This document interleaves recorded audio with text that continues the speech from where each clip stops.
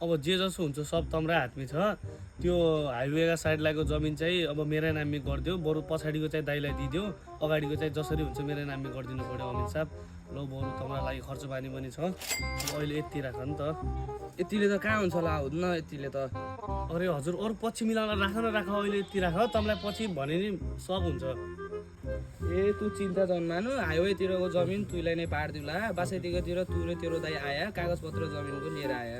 हजुर हुन्छ हुन्छ हजुर। छिटै त दाजु कहाँ निकाल लाग्यो होला चिचिटाइ? अरे उहाँ जग्गाको बाँडफाँडमी उहाँ अमित साहबले बोलायो। ल छिटै त।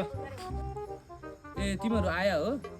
हजुर अमित साहब यो दाजुलाई पनि लिएर आयौँ। ल यो जग्गाको नक्सा लौ, अब मिलाइदेऊ हामीको अब कुरा। ए जग्गाको नक्सा यो पो हो? एकछिन है,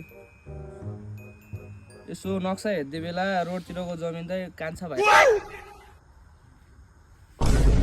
ए मिस्टेक भइरहेछ होला, रोडतिरको जमिन त जेठालाई पढाइ रहेछ।